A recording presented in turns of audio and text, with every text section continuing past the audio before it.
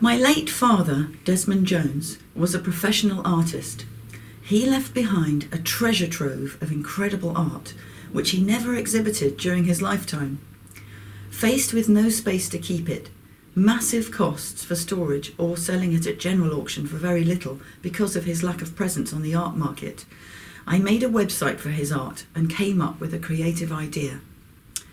The idea was to invite a host of mostly local charities to pick one from which to receive income at the special auction event. I was thinking that with all the charities helping me to spread the word, we might be able to create a market for the artwork, which would encourage bidding at the auction. I hope this will raise a good amount for the charities and help towards our storage and event costs. It should also give my late father some well-deserved recognition in the art world.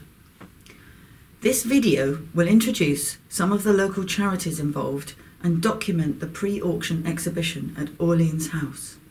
ETNA stands for East Twickenham Neighbourhood Association, which is actually the organisation that runs the centre here, and it's been going since 1985.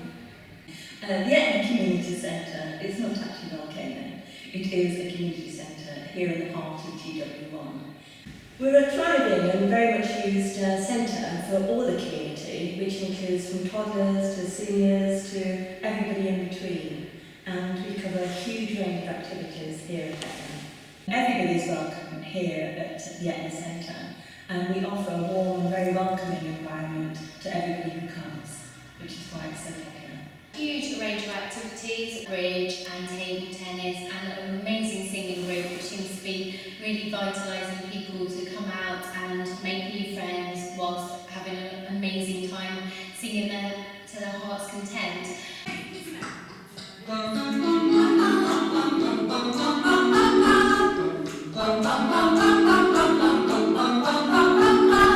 Also here we have lots of charity offices, so it allows them to work creating their charitable concerns in the local community whilst having very affordable rent. So that seems to be a huge success for us because it's starting to make us a hub for these charities, which we're very supportive of because we know how much they deliver on very low resources to the local community and sometimes wider out into other boroughs like Hounslow and Kingston. Despite the popularity of the centre, we are aware that the kitchen facilities and the toilet facilities really need renovating. And so we are going to fundraise, that's specifically what we're fundraising for, so that we can produce better facilities for our current users, but also so we can attract different users, like perhaps we could interest AGK in running a group for the isolated elderly here, so that there's more opportunity to meet. Hello, I'm Jen from HomeLink in Witton, and in case you don't know what HomeLink does, we are a day respite care centre, and at the moment 140 local people come to our centre each week to give their carer a break.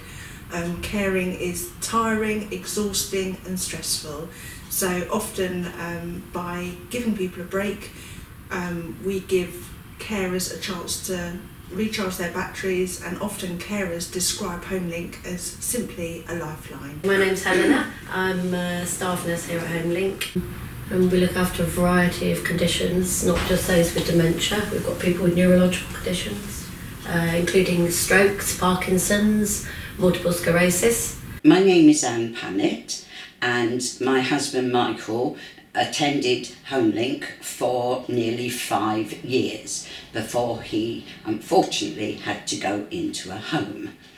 But HomeLink were absolutely marvellous. For me, he came twice a week, and for me, it was the respite that I badly needed. My name is Bob Kimling. I'm Chair of Trustees of the Vineyard Community Centre. We're a community-supported, voluntary-supported charity.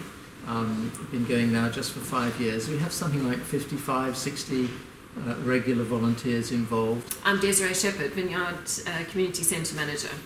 A lot of the practical provision comes in at local businesses who support us, so food from the bakeries, Whole Foods, pret-a-manger sandwiches every day. Pret Foundation also support us in other ways by, for example, buying the sleeping bags for us. So the funds, if we get funds from the sale of this painting, it would be put directly towards supporting those who are in trouble.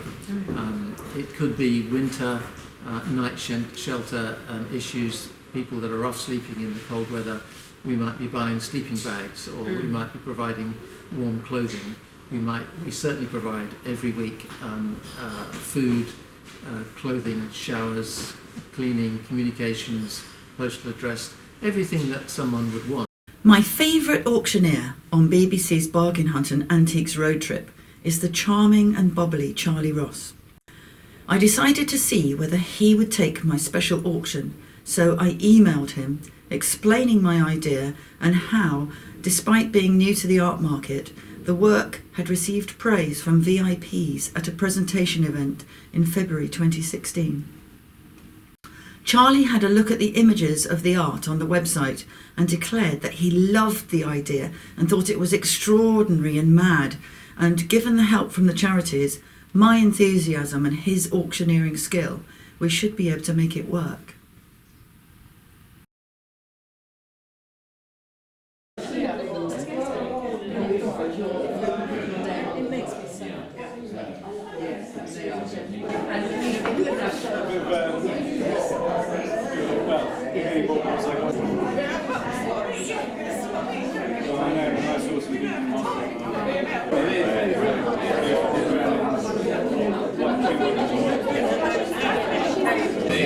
I like the flow as well. I think know what it's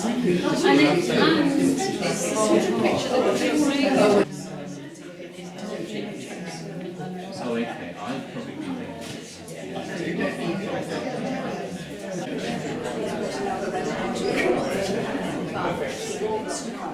You've got some wonderfully vibrant, colourful art to look at. Now, my understanding is that the auction is on June the 9th. That's right. Which you've all got to go to and dust off those wallets and spend. Because it's all in a good cause, isn't it? Yeah, bring your rich friends.